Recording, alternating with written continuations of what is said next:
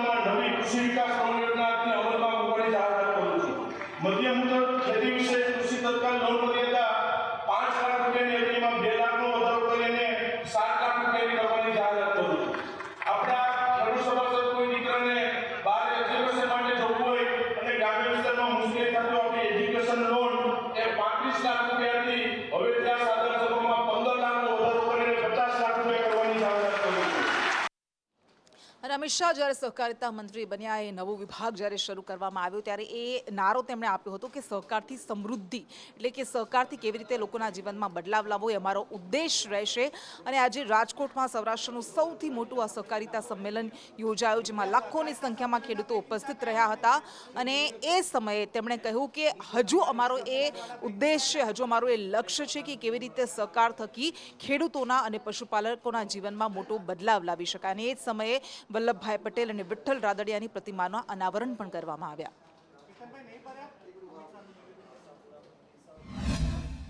દેશમાં કરોડો ખેડૂતો, કરોડો પશુપાલકો અને કરોડો માછીમારોને પોતાના પરસેવાનો નફો પોતાના ખિસ્સામાં આવે એવું તંત્ર મજબૂત કરાવવાની તક મળી છે।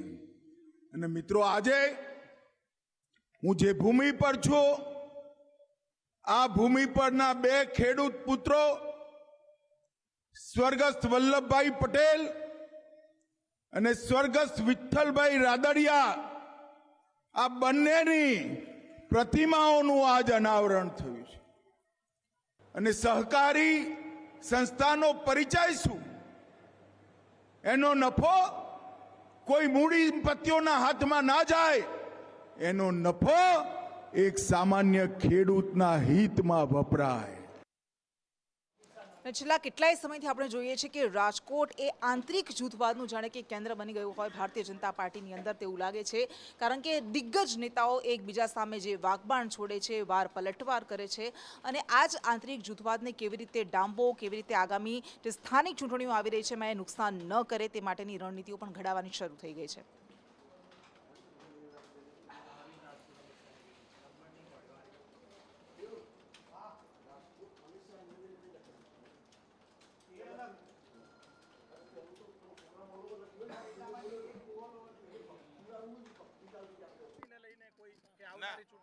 અમે ભારતીય જનતા પાર્ટીનો દરેક કાર્યકર્તા ચૂંટણી માટે તૈયાર જ હોય છે, એટલે એમાં કોઈ બીજું કંઈ છે જ નહીં. ધ્યાન રાખજો, વિશેષ જવાબદારી. Thank you. આ હતા અરવિંદભાઈ, પૂર્વ મંત્રી હતા. સંદેશ ન્યૂઝ છે તેના દ્વારા રાજકોટના મેયરથી લઈને ધારાસભ્ય હોય કે કૃષિ મંત્રી હોય, તમામ સાથે વાત કરવાનો પ્રયાસ કર્યો હતો.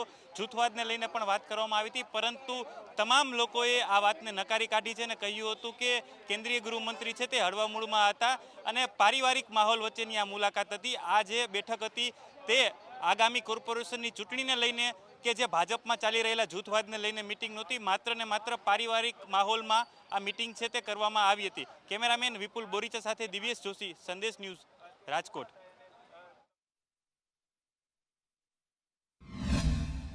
રાજકોટની સહકારી બેંકની સાધારણ સભામાં કેન્દ્રીય ગૃહમંત્રી અમિત શાહ હાજરી આપી હતી. ત્યારબાદ તમને હું સીધા જ દ્રશ્યો બતાવી રહ્યો છું કે સર્કિટ હાઉસ ખાતે અત્યારે બેઠક ચાલી રહી છે. જો વાત કરવામાં તો રાજકોટ શહેર અને જિલ્લામાં છેલ્લા ઘણા સમયથી જૂથવાદ છે તે ચાલી રહ્યો છે. શહેરમાં અને જિલ્લામાં બંને જગ્યાએ જૂથવાદ ચાલી રહ્યો છે. અલગ અલગ જે પરિબળો છે તે કામ કરતા હોય છે અને અલગ અલગ ગ્રુપ બની ગયા છે. ત્યારે આ જૂથવાદને સામવા માટે કેન્દ્રીય ગૃહમંત્રી છે તેના દ્વારા સર્કિટ હાઉસ ખાતે બેઠક છે તે બોલાવવામાં આવી છે.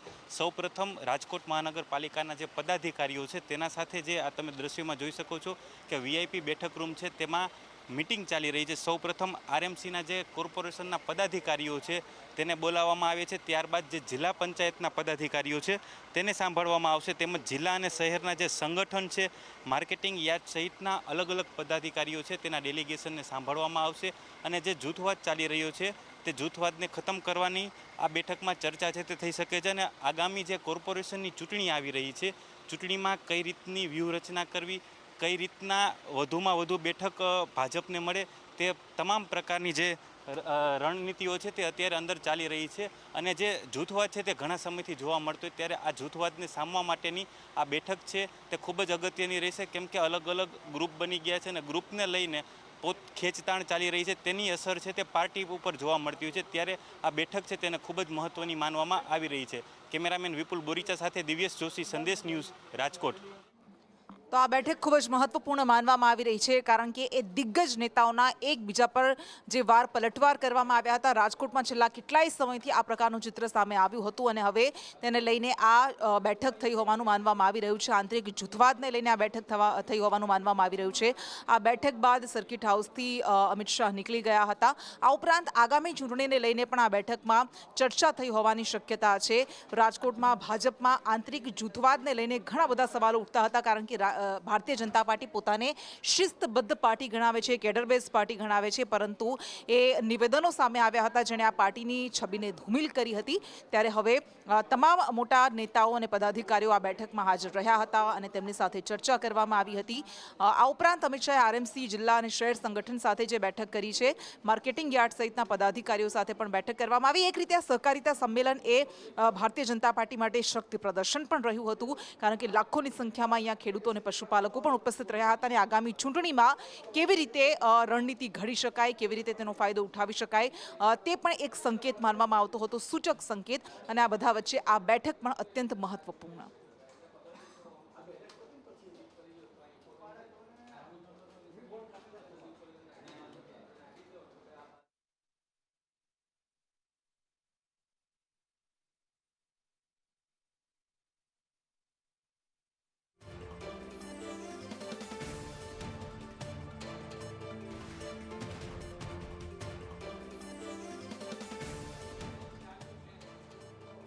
તો આ દ્રશ્યો આપણે બતાવી રહ્યા છીએ એ બેઠકના દ્રશ્યો છે કે જે સર્કિટ હાઉસ ખાતે બંધ બારણે બેઠક થઈ હતી.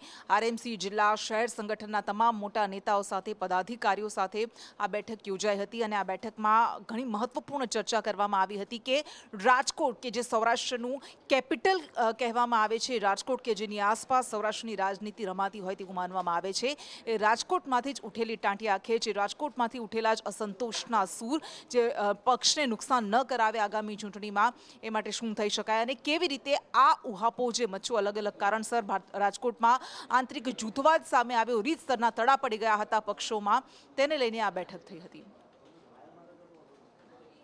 ગૃહમંત્રી અમિત શાહ દ્વારા તમે જોઈ શકો છો દ્રશ્યોમાં કે સર્કિટ હાઉસ ખાતે બેઠક છે તે યોજવામાં આવી હતી. તમને સીધા દ્રશ્યો બતાવી રહ્યો છું. આ બેઠકમાં રાજકોટ શહેર તેમજ જિલ્લાના તમામ ધારાસભ્યો, સાંસદો, કોર્પોરેશનના પદાધિકારીઓ, જિલ્લા પંચાયતના પદાધિકારીઓ, અલગ અલગ સંગઠન, સહકારી ક્ષેત્રના જે સંગઠન છે તેના આગેવાનો સાથે મિટિંગ છે તે યોજવામાં આવી હતી. તમે સીધા જ દ્રશ્યો જોઈ શકો છો. રાઘવજીભાઈ પટેલથી લઈને તમામ જે નેતાઓ છે, તમામ મંત્રીઓ છે, તેના સાથે મિટિંગ છે તે યોજવામાં આવી હતી. ભાજપથી જે નારાજ થયેલા જે જૂના જોગીઓ છે તે અમિતભાઈ શાહને દિલ્હી મુલાકાત માટે ગયા હતા. ત્યારબાદ તે બધા સક્રિય થયા છે. તે તમામ ચહેરાઓ છે તે અહીં જોવા મળ્યા હતા. તમે દ્રશ્યોમાં સીધા જ દ્રશ્યો જોઈ શકો છો સર્કિટ હાઉસ ખાતેના, કે એક બેઠક છે તે યોજવામાં આવી હતી. આ બેઠક છે તે પૂર્ણ થઈ ચૂકી છે અને અમિતભાઈ શાહ અહીંથી રવાના થશે, પરંતુ આગામી કોર્પોરેશનની ચૂંટણી આવી રહી છે તેને લઈને આ મહત્ત્વની બેઠક હોઈ શકે. તેમજ આંતરિક જૂથવાદ છે તે પણ ખૂબ જ મહત્ત્વનો બન્યો હતો. આંતરિક જૂથવાદને લઈને અલગ અલગ જે ટીમો બની હતી, અલગ અલગ જે જૂથો હતા, તેનાથી પાર્ટીને ખૂબ જ ડેમેજ છે તે થઈ રહ્યું હતું. તેને લઈને પણ આ મિટિંગ છે તે ખૂબ જ મહત્ત્વની છે. તમે દ્રશ્યોમાં જોઈ શકો છો કે અમિતભાઈ શાહ છે તે અત્યારે તેના કાફલામાં ગાડીમાં બેસીને રવાના થઈ રહ્યા છે. ત્યારે અલગ અલગ જે ધારાસભ્યો છે, સાંસદો છે, શહેર પ્રમુખ છે, કોર્પોરેશનના પદાધિકારીઓ છે, જિલ્લા પંચાયતના પદાધિકારીઓ છે, તેના સાથે બેઠક યોજી હતી.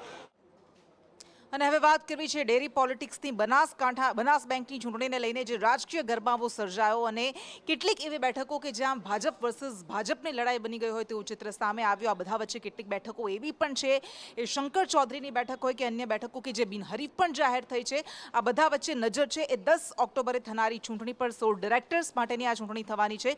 ધવલ જોશી આપણી સાથે વધુ વિગત સાથે જોડાયા છે. ધવલ.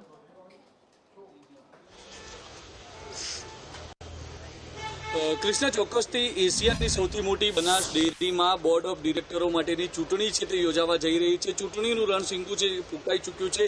10મી ઓક્ટોબરે આ ચૂંટણી છે તે યોજાવાની છે. મહત્વની વાત છે કે આ ચૂંટણી પ્રક્રિયાની ઉમેદવારી ફોર્મ ભરવાનો આજે અંતિમ દિવસ હતો. મહત્વની વાત છે કે 16 ડિરેક્ટરો માટે ઠેર ઠેર ચૂંટણી જે ઉમેદવારો છે ચૂંટણી લડવા ઈચ્છુક તેઓએ પોતાના ફોર્મ છે તે રજૂ કર્યા છે. મહત્વની વાત છે કે 16 બેઠકો પર લડાનારી આ ચૂંટણીમાં 6 બેઠકો એવી છે કે જેની ઉપર સિંગલ ફોર્મ ભરાયા છે અને આ બેઠકો છે તે બિનહરીફ જાહેર થઈ ચૂકી છે. રાધનપુરથી વિધાનસભા અધ્યક્ષ શંકર ચૌધરીની બેઠક છે તે બિનહરીફ છે. તો અમીરગઢ બેઠક પરથી બનાસ ડેરીના વાઇસ ચેરમેન ભાવાભાઈ રબારી છે તેઓ બિનહરીફ થયા છે. સુઈગામથી મુળજી પટેલ, તો ડીસાથી કમળાબેન દેસાઈ છે તે પણ બિનહરીફ છે. થરાદથી પૂર્વ સાંસદ પરબત પટેલ, તો ભાભરથી અંબાબેન ચૌધરી, આ તમામ જે 6 લોકો છે તેમના સિંગલ ફોર્મ ભરાયા છે. એટલે કે અહીંયા ચૂંટણી થવાની શક્યતા એકદમ નહીવત બની ગઈ છે. ત્યારે જે 10 બેઠકો છે, 10 બેઠકો પર ચૂંટણીનો જંગ ખેલાવાની શક્યતાઓ છે તે પૂરેપૂરી જોવા મળી રહી છે. મહત્વની વાત કૃષ્ણા એ છે કે જે 10 બેઠકોમાંની મોટા ભાગની બેઠકો એવી છે કે જેની સામે ભાજપના દિગ્ગજ જે નેતાઓ છે તે સામે આવી જાય તેવી શક્યતાઓ છે તે સેવાઈ રહી છે. મહત્વની વાત છે કે આ 10 બેઠકોમાંની મુખ્યત્વે બેઠક છે પાલનપુર બેઠક, કે જ્યાંથી પૂર્વ કેન્દ્રીય મંત્રી હરી ચૌધરીની સામે બનાસ ડેરીના વર્તમાન ડિરેક્ટર ભરત ચૌધરીએ ઉમેદવારી પત્ર ભરી દીધું છે. એટલે કે બંને ભાજપના નેતાઓ છે તે સામે છે. બીજી જે બેઠક છે વડગામ બેઠક, કે જ્યાંથી વર્તમાન જે ડિરેક્ટર છે દિનેશ ભટ્ટોળ, તેમની સામે વડગામ માર્કેટયાર્ડના પૂર્વ ચેરમેન કેપી ચૌધરીએ ફોર્મ ભરતા ભાજપ સામે ભાજપ લડે તેવી શક્યતાઓ છે તે સેવાઈ રહી છે.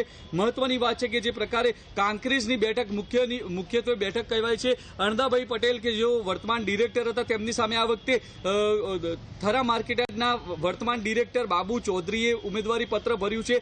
આવી 10 બેઠકો છે કે 10 બેઠકો સામે ક્યાંક ભાજપ સામે પડ્યું હોય તેવો ગાઢ ગડાયેલો જોવા મળી રહ્યો છે. મહત્વની વાત છે કે 10મી ઓક્ટોબરે બનાસ ડેરીના 16 ડિરેક્ટરો માટેની આ ચૂંટણી છે તે યોજાવાની છે. 6 ડિરેક્ટરો બિનહરીફ થઈ શકે છે. જો કે 10 ડિરેક્ટરો માટે હજુ પણ આ ચૂંટણી લડાઈ શકે છે. ત્યારે કહી શકાય કે જે પ્રકારે આ ચૂંટણી યોજાઈ રહી છે 10મી ઓક્ટોબર સુધી આ જે રસાકસી રહે તેવી શક્યતાઓ સ્પષ્ટપણે જોવા મળી રહી છે. અત્યારે તો જે પ્રકારે 10મી ઓક્ટોબરે બનાસ ડેરીની ચૂંટણીને લઈને બનાસકાંઠા જિલ્લાનું રાજકારણ છે ગરમાયેલું જોવા મળી રહ્યું છે. બિલકુલ ધવલ, આભાર આપનો. એટલે 10 બેઠકો પર ચૂંટણી થાય તેવી સંભાવના છે, પરંતુ 6 બેઠકો એવી છે કે જે બિનહરીફ થઈ ગઈ છે, જેમાં શંકર ચૌધરીની બેઠક બિનહરીફ થઈ. પરંતુ સૌથી મહત્વની વાત એ છે કે કમળા દેસાઈ ડીસા બેઠક જે બિનહરીફ થઈ ગઈ છે એમાં કમળા દેસાઈ બિનહરીફ વિજેતા જાહેર થઈ ચૂક્યા છે. અને પહેલી વખત એવું થશે કે આ ડેરીની આ બેઠક પરથી કોઈ મહિલા ડિરેક્ટર બનશે. આ પાર્ટીના પેલા તરફથી બી ફોર્મ ભરાયું છે. હું આભાર માનું છું શંકરભાઈ ચૌધરીનો. ખૂબ ખૂબ આભાર. એક મહિલા બેન એમને આજે ડીસા તાલુકાના ડિરેક્ટર તરીકે પાર્ટીએ પસંદ કર્યા છે.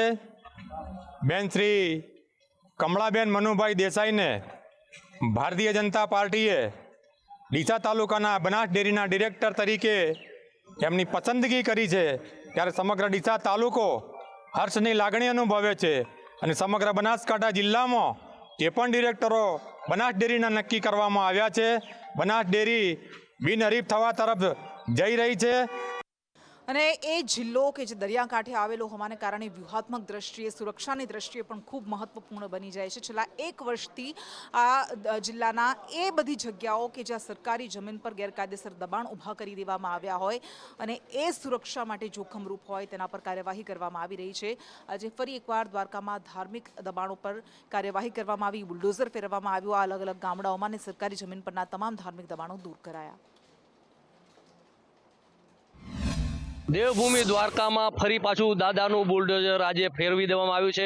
હું મારી પાછળના દ્રશ્યો બતાડીશ કે દ્વારકાથી અંદાજિત 5 થી 8 કિલોમીટર જે દૂર છે બરાડા ગામ છે, ત્યાં નેશનલ હાઈવે ઉપર હાલમાં ધાર્મિક દબાણો છે તે ચુસ્ત પોલીસ બંદોબસ્ત સાથે દૂર કરવામાં આવી રહ્યા છે. કહી શકાય કે છેલ્લા કેટલાય સમયથી જે સરકારી જમીનો ઉપર ક્યાંક ને ક્યાંક જે દબાણો કરવામાં આવી રહ્યા હતા, ત્યારે હાલમાં આપ જોઈ શકો છો કે જે ધાર્મિક દબાણો છે હાઈવે રોડ ઉપર ત્યાં હાલમાં દૂર કરી દેવામાં આવ્યું છે. ચુસ્ત પોલીસ બંદોબસ્તની ટીમ અહીંયા ગોઠવી દેવામાં આવી છે. હાઈવે જે રોડ છે ત્યાં હાલમાં પહેલી જ નવરાત્રી હોય અને ક્યાંક ને ક્યાંક જે હાલમાં ધાર્મિક જે દબાણો હતા એ દૂર કરવામાં આવી છે. અને આપ કહી શકાય કે જે અહીંયા જિલ્લાની તમામ જે પોલીસ છે તે તૈનાત છે અને ચુસ્ત પોલીસ બંદોબસ્ત સાથે હાલમાં જે ડિમોલેશન છે તે હાથ ધરવામાં આવી રહ્યું છે. હજી પણ જ્યાં સરકારી જે જમીનો ઉપર દબાણ છે ત્યાં ડિમોલેશન હાથ ધરવામાં આવશે. અનિલાલ, સંદેશ ન્યૂઝ, દ્વારકા. એ વેતનની માંગ હોય, કામના કલાકો હોય, કોન્ટ્રાક્ટ પ્રથા હોય, આવી ઘણી બધી 19 જેટલી અલગ અલગ માંગ છે, જેને લઈને રાજ્યના અલગ અલગ જિલ્લામાંથી આશા વર્કર બહેનો દ્વારા વારંવાર પ્રદર્શન કરવામાં આવે છે, આંદોલન કરવામાં આવે છે. આજે ભરૂચના દ્રશ્યો આપને બતાવી રહ્યા છે, જે આશા વર્કર અને ફેસિલિટર બહેનો દ્વારા સૂત્રોચ્ચાર સાથે, પ્લેકાર્ડ સાથે વિરોધ નોંધાવવામાં આવ્યો.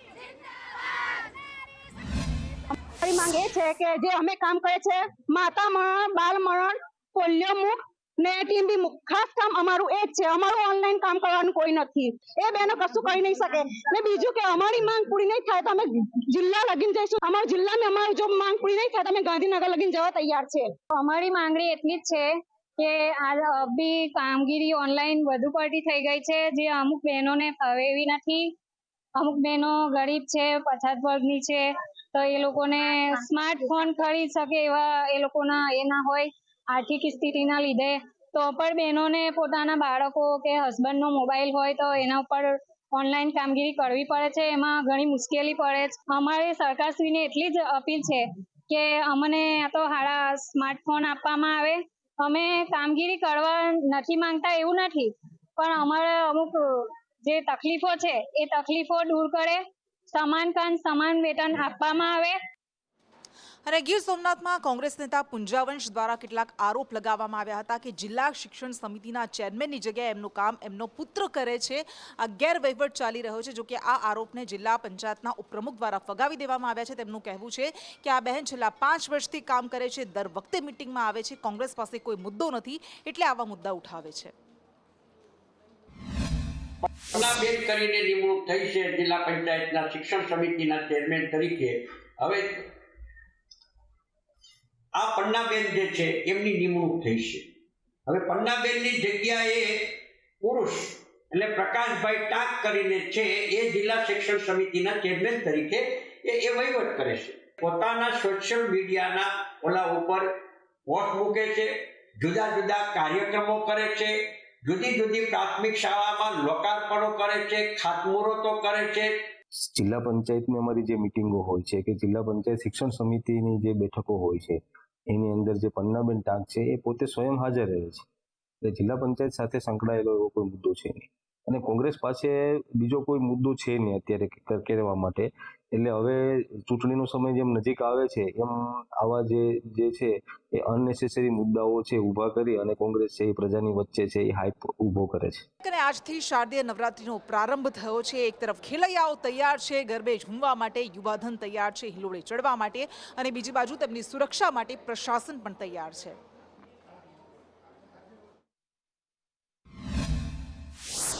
નવરાત્રિ આવી ગઈ છે એટલે તમે લોકોએ ટ્રેડિશનલ કપડાં પાસ તમામ તૈયારી કરી લીધી હશે, પણ અંદર ક્યાંક ને ક્યાંક ડર હશે અને તમારા કરતાં પણ તમારા વાલીઓ અને પેરેન્ટ્સને વધુ ડર સતાવતો હશે કે અમારી દીકરીઓની સુરક્ષા કેટલી. પરંતુ હવે ડરવાની જરૂર નથી. જો ડરવાની જેને જરૂર છે એ રોમિયોગીરી કરતા લુખાઓને, કારણ કે એમની બાજુમાં ટ્રેડિશનલ કપડામાં પોલીસ કર્મચારી રમતા હશે અને એને ખબર પણ નહીં પડે અને દબોચી લેશે. ત્યારે અમદાવાદની શી ટીમ જે છે તે તૈયાર છે અને મહિલાઓની સુરક્ષાને લઈને એમની સાથે જાણવું છે, એમની પાસેથી વિગતવાર માહિતી મેળવી છે. તો થતું હોય છે, પણ અમદાવાદ પોલીસ અને ખાસ કરીને મહિલા પોલીસ એમને પોતાના પરિવારના સાથે જનતાની પણ જવાબદારી હોય છે, જનતાની સુરક્ષાની પણ જવાબદારી હોય છે. તેથી મહિલાઓ અમુક એવી પણ મહિલા પોલીસ હોય છે જેમના ઘરે નાના બાળકો છે, છતાં તેમને મૂકીને દિવસે જનરલ ડ્યુટી અને રાત્રે નવરાત્રિ માટે પેટ્રોલિંગ સતત 12-1 વાગ્યા સુધી પેટ્રોલિંગ કરતા હોય છે અને પછી ફરીથી બીજા દિવસે જનરલ ડ્યુટીમાં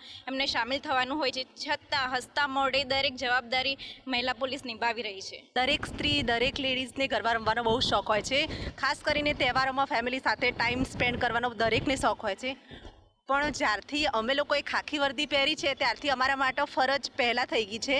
પરિવાર સાથે સાથે અમે અમારું ફરજ પ્લસ અમારું પરિવાર અમે એક સાથે લઈને ચાલીએ છીએ. તહેવાર આવતા હોય છે ત્યારે પોલીસ પ્રશાસન માટે એક ચેલેન્જ પડકાર બની જતું હોય છે અને ખાસ કરીને નવરાત્રિ ઉપર મહિલાઓની સુરક્ષાને લઈને. ત્યારે શી ટીમ તૈયાર છે, તો એમનું શું એક્શન પ્લાન છે? આ વખતે નવરાત્રિમાં અમારે અમદાવાદ શહેરની સી ટીમની તમામ પોલીસ સ્ટેશનની એક સી ટીમ છે જે ટ્રેડિશનલ અને યુનિફોર્મ સાથે દરેક જેટલા બી અત્યારે ગરબા આયોજકો છે કે ગરબા આયોજન થવાના છે તમામ જગ્યા પર પેટ્રોલિંગ રાખશે, તેમની હાજરી હશે.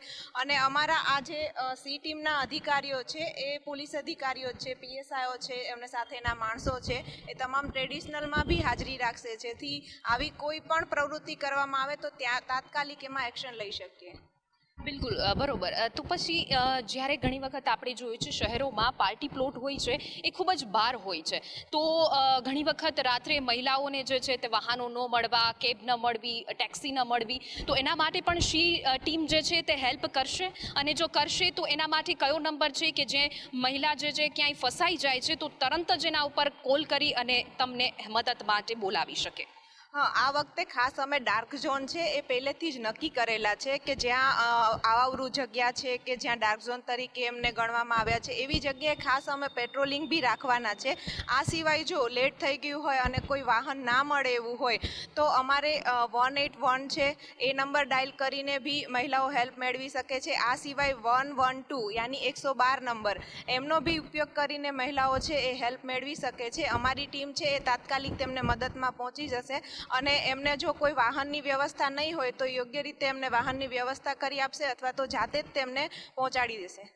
બિલકુલ. અને સાથે આપણે જોઈએ છીએ ગાંધીનગરમાં જે હમણાં તાજેતરનો કેસ થયો, અવાવરૂ જગ્યાએ કપલ જઈને બેસતા હોય છે, પછી જે હત્યા થઈ, જે બર્બરતા થઈ, એને લઈને હવે જે અવાવરૂ જગ્યાએ જે લોકો કપલ જતા હોય છે તો એના માટે તમે શું સંદેશ આપશો, શું ચેતવણી આપશો? ખાસ તો દરેકને એ કહેવાનું કે નવરાત્રિનો ઉત્સવ છે પોતાના પરિવાર સાથે મનાવે અને જો આવી કોઈ અવાવરૂ જગ્યા છે એ અમારે અમદાવાદ સિટીમાં તો દરેક જગ્યાએ આમાં પેટ્રોલિંગ ખાસ કરીને રાખવામાં આવશે અને જો આવી કોઈ અવાવરૂ જગ્યાએ છે તો પોતાના પરિવારને જાણ કરવું અથવા તો લોકેશન છે પોતાના મોબાઈલના છે એ ઓન રાખવાનું રહેશે. તેમજ મહિલાઓને જો કોઈ બી જરૂર જણાય તો અમારા હેલ્પલાઇન નંબર છે એ જારી કરેલા છે. આ સિવાય અમારું પેટ્રોલિંગ તો સતત ત્યાં ચાલુ જ હશે અને બને તો પોતાના પરિવાર અને જાણીતા વ્યક્તિઓ સાથે જ નવરાત્રિમાં જવાનું રાખો અને સમયસર પોતાના ઘરે જઈ શકો એવું સુનિશ્ચિત કરો.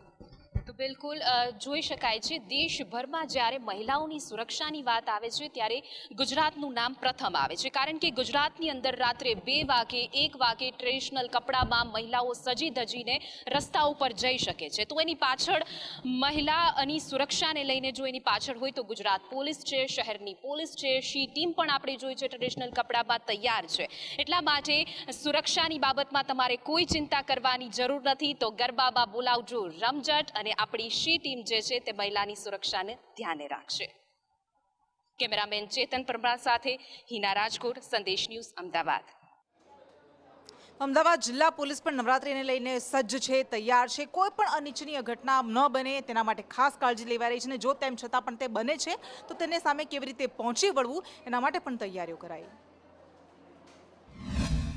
નવરાત્રિના 9 દિવસ દરમિયાન ભક્તો મન મૂકીને ગરબે ઘૂમતા હોય છે, પરંતુ ગરબે ઘૂમવાની સાથે જ્યારે કોઈ પણ ઇમરજન્સી સર્જાય ત્યારે તેનો રિસ્પોન્સ કેવી રીતે આપવો, ત્યારે કેવી રીતે પોતાનો અને લોકોનો જીવ બચાવવો તે સૌથી મહત્વનું હોય છે. અને અત્યારે અમદાવાદ ગ્રામ્ય પોલીસ દ્વારા આવી જ એક ડ્રીલ છે તેનું આયોજન કરવામાં આવ્યું છે. જે પાર્ટી પ્લોટ ખાતે ડ્રીલ યોજાઈ છે તેમાં જે આગ લાગવાનો એક બનાવ છે તેની જાણકારી આપવામાં આવી કે સ્ટેજ પર આગ લાગી છે, અને તેની સાથે જે છે તે પોલીસની ટીમ, ફાયરની ટીમ સાથે મેડિકલ ઇમરજન્સીની જે ટીમ છે તે અહીંયા આવી પહોંચી છે, જેથી કરી આ જે આગ લાગી છે, જે બનાવ સર્જાયો છે તેને લઈ અને કોઈ પણ વ્યક્તિઓના જીવ જોખમમાં ન મુકાય અને જે ગરબા રમતા લોકો તથા તેની સાથે જે ટીમો છે તેનું રેસ્ક્યુ થઈ શકે, અને તે માટેનું આખું જે મોકડ્રીલનું જે આયોજન છે તે કરવામાં આવ્યું છે. આયોજનની અંદર કહી શકાય કે જે પોલીસ દ્વારા જે તમામ જે ટીમો છે તે ટીમોને સ્ટેન્ડ બાય રાખવાની જે ફરજ છે તે પડી છે, કારણ કે જે બનાવ બન્યો, જે આગનો મેસેજ આપવામાં આવ્યો છે તે આગનો મેસેજ લાગતાની સાથે જે અલગ અલગ જે ગાડીઓ છે, જે મેડિકલ ઇમરજન્સી છે તે આવી પહોંચી છે. આખું જે મોકડ્રીલ છે તે કઈ રીતે થઈ રહી છે, આપણી સાથે ગ્રામ્ય એસપી છે તેમની સાથે વાત કરીશું.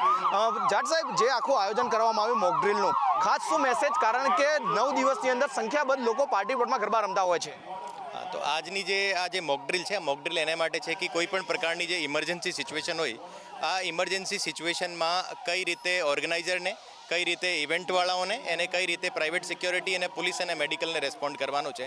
આ જે આપ રીતે આ જોઈ રહ્યા છો કે એક મેડિકલ ઇમરજન્સી છે જેમાં કોઈ વ્યક્તિ જે ફેન્ટ થઈને પડી ગયો છે ઓર એને કઈ રીતે એને રેસ્ક્યુ કરવાનો, કઈ રીતે CPR આપવાની, પછી એક ફાયરની પણ એક કરવામાં આવશે, તો એની પણ અત્યારે જો અહીંયા ચાલુ છે. જો મહત્વની વાત એ છે કે લોકો આ બધી માહિતીથી અજાણ હોય છે. જ્યારે ઘટના બને ત્યારે લોકો પોતાનો જીવ બચાવવા માત્ર દોડાદોડ કરતા હોય છે.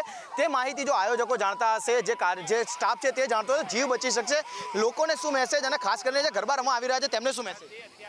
લોકોને આ મેસેજ છે કે જો આપણે અત્યારે જે રીતે આજ બધા તમામ મીડિયાના મિત્રોને બોલાવવાનું કારણ આ પણ છે કે કોઈ પણ જગ્યાએ ઇમરજન્સી આવતી હોય તો એનો શું SOP છે, એમાં કઈ રીતે રેસ્પોન્ડ કરવાનો છે, કઈ જગ્યાએ એક જગ્યા ઉપર એકત્રિત થવાનું છે, ઓર આપનો આ ઇમરજન્સીમાં શું રેસ્પોન્સ હોવો જોઈએ, આ મીડિયાને મારફતે જે આ દર્શાવવાનો અત્યારે આ મોક ડ્રીલનું પ્રયોજન છે. સ્વાભાવિક છે કે ગ્રામ્ય પોલીસે જે તૈયારી કરી છે, અથવા તો જે પાર્ટી પ્લોટના આયોજકો છે તેમને જે રીતે આખી જે મોક ડ્રીલ કરાવી, અને જે કોઈ પણ બનાવ બને, કોઈ પણ જો દુર્ઘટના સર્જાય તો તેને કેવી રીતે લોકોના જીવ બચાવવા, CPR ટ્રેનિંગ છે તે કેવી રીતે આપવી, જો કોઈને હાર્ટ એટેક આવ્યો છે, કોઈ ગંભીર રીતે જો નીચે પટકાયો છે તો તેને કેવી રીતે બચાવવા, તેની જે કામગીરી છે તે ફાયર વિભાગની સાથે જે મેડિકલ ઇમરજન્સી ટીમ છે તે પણ કામગીરી કરી રહી છે, જેથી કરીને ગરબા રમવા આવેલો કોઈ પણ વ્યક્તિ છે તેનો જીવ જોખમમાં ન મુકાય, અને જો કોઈ મેડિકલ ઇમરજન્સી આવે તો તેને તાત્કાલિક છે તેનો જીવ બચી શકે. જે મેડિકલની ટીમ છે તે અત્યારે જે છે તે જે એક વ્યક્તિનો જે ડેમોન્સ્ટ્રેશન આપવામાં આવી રહ્યું છે કે તેને CPR આપવામાં આવી રહ્યો છે, તેને સાથે તેનો જીવ બચાવવાની જે તજવીજ છે તે કરવામાં આવી રહી છે. એટલે કે જે આખું જે લાઈવ ડેમોન્સ્ટ્રેશન કહી શકાય કે જ્યારે આવી કોઈ દુર્ઘટના સર્જાય તો પોતાનો અને અન્યનો જીવ કેવી રીતે બચાવવો, તેના માટેની આજે આખી જે મોક ડ્રીલ છે તે પોલીસ દ્વારા યોજવામાં આવી છે, અને સાથે તમામ પાર્ટી પ્લોટના સંચાલકોને સૂચના આપવામાં આવી છે કે આ જ રીતે વ્યવસ્થા છે તે તમામ પાર્ટી પ્લોટમાં હોવી જોઈએ, જેથી કરીને કોઈ પણ અઘટિત બનાવ ન બને, અને બને તો કોઈ પણ વ્યક્તિના જીવ જોખમમાં ન મુકાય અને તેને તરત મેડિકલ ઇમરજન્સી અને સાથે જ ફાયર અને પોલીસની ટીમો પહોંચી અને આખું રેસ્ક્યુ ઓપરેશન છે તે ચલાવી શકે. કેમેરામેન નિલેશ પટેલ સાથે જિગ્નેશ પટેલ, સંદેશ ન્યૂઝ, અમદાવાદ. આજે શારદીય નવરાત્રિના પ્રારંભ સાથે શક્તિના તમામ સ્થાનો પર દેવી મંદિરોમાં આજે વિધિ વિધાન સાથે એ ઘટ પૂજન કરવામાં આવ્યું. મોટી સંખ્યામાં ભક્તો ઉમટી પડ્યા હતા. ભક્તોનું જાણે કે મહેરામણ ઉમટ્યું હોય તેવું દેખાયું. એ અંબાજી હોય, એ ચોટીલા હોય, એ બહુચરાજી હોય કે પછી પાવાગઢ હોય.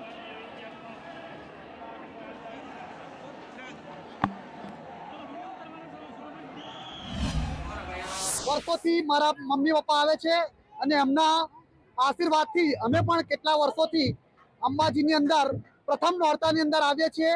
અને આ માતાજીનું સાથ એટલું છે કે આપણે દોરા દિવસે જો તારા માગીએ તો પણ મળી જાય તેમ છે, પણ શ્રદ્ધા એટલી હોવી જોઈએ. અને આ માતાજીના મંદિરમાં ખૂબ અપરંપાર શ્રદ્ધા છે. છેલ્લા 3 કલાકથી અમે લાઈનમાં ઊભા રહી અને સતત લાઈનમાં ધક્કા ખાઈને પણ માતાજીના દર્શનનો લહાવો લીધો છે. અંબા માતાનું પહેલું નોરતું છે. અમે આજે સુરતથી અહીંયા દર્શન કરવા આવ્યા છે.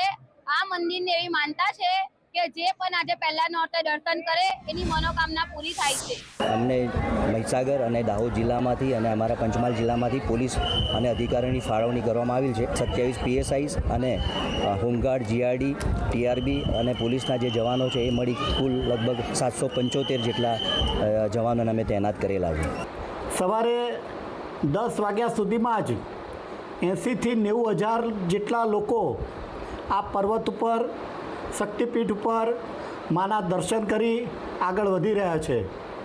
જ્યાં જુઓ ત્યાં તમને ફક્ત માનવ મહેરામણ જ જોવા મળે. ટ્રસ્ટ દ્વારા તેમજ વહીવટીતંત્ર દ્વારા આવનાર યાત્રિકોને કોઈપણ જાતની તકલીફ ન પડે અને સુવિધાસર પોતે માતાજીને ત્યાં શીશ નમાવી અને દર્શન કરી શકે તે માટે પૂનમ સુધીનું પણ સુચારું આયોજન કરવામાં આવેલ છે.